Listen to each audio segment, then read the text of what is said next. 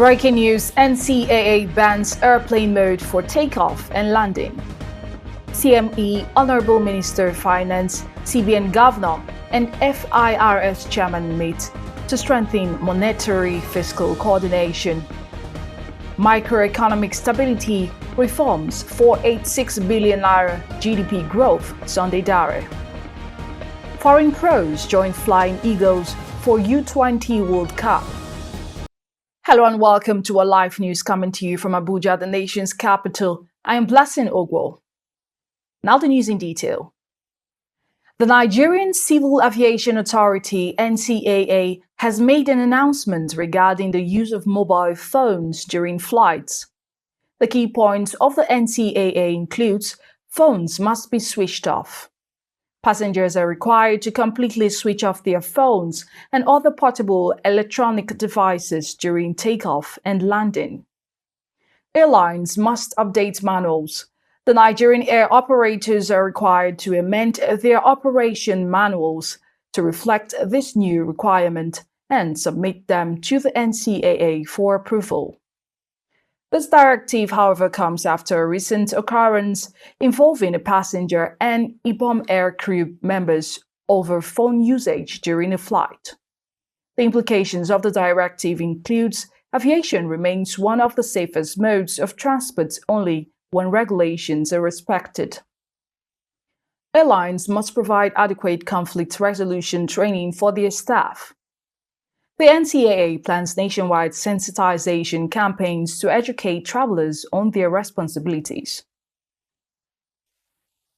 The Honorable Minister of Finance and Coordinating Minister of the Economy, Mr. Wale Edun, led the fiscal team in a high-level meeting with the Governor of the Central Bank of Nigeria, CBN, Dr.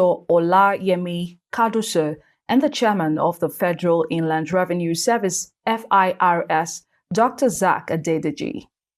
At the CBN headquarters in Abuja, the engagement focused on strengthening coordination between fiscal and monetary authorities to safeguard macroeconomic stability, boost investor confidence, and accelerate private sector-led growth in line with President Bola Tinubu's renewed hope agenda.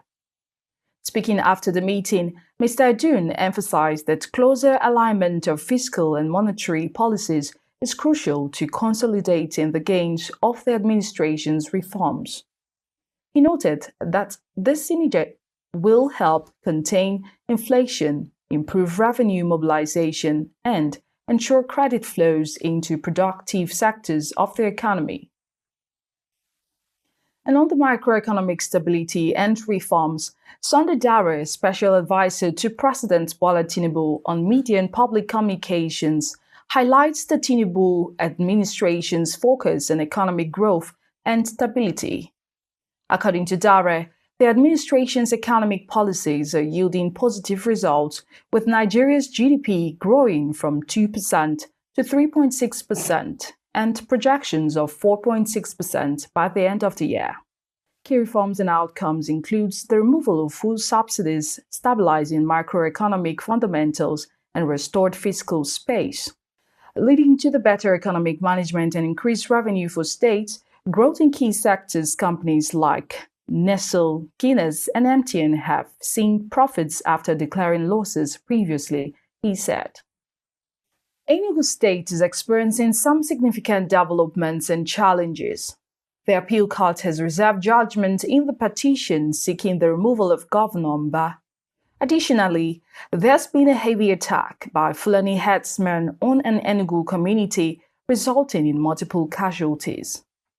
The Labour Party also has taken over the APC State Secretariat in Enugu State, highlighting the dynamic political and security landscape in Enugu State. In Lagos State, Governor Sanwo-Olu has declared Wednesday, August 20th, a work-free day for Ishe Day. The Lagos East Council bosses are calling for mass participation in the PVC exercise.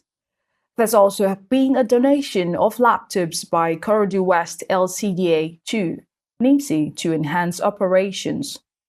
These activities showcase community engagement and governance in Lagos State, emphasizing civic participation, and technological enhancements for better service delivery.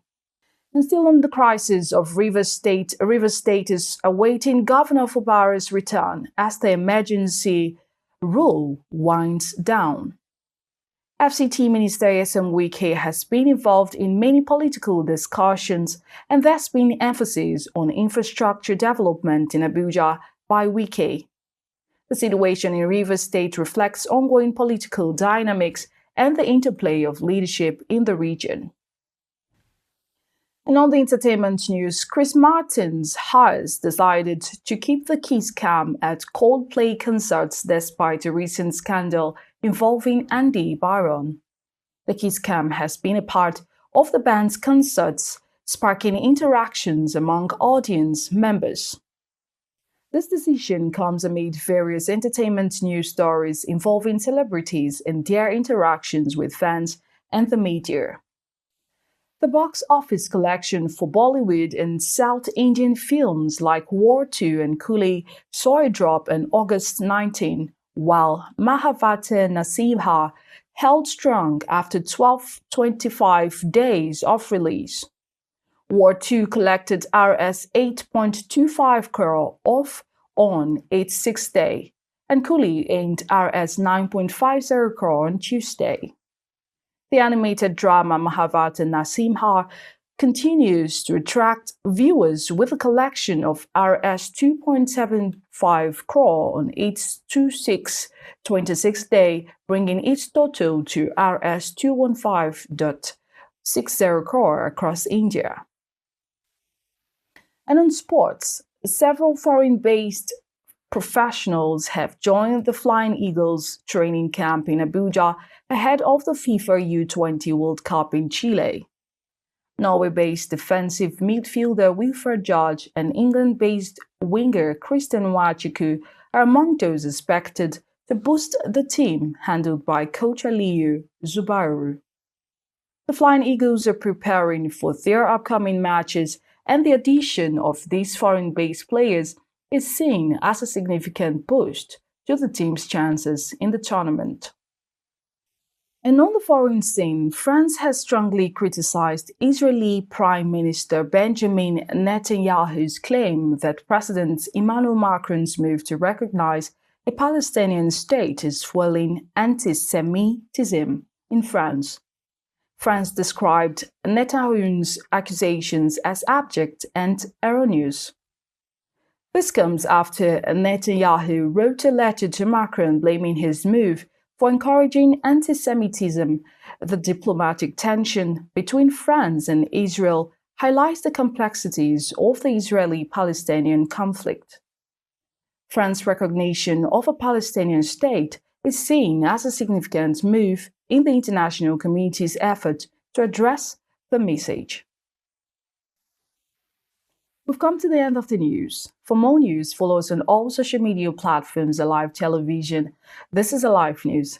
Thank you for listening. My name is Blessing Ogwo.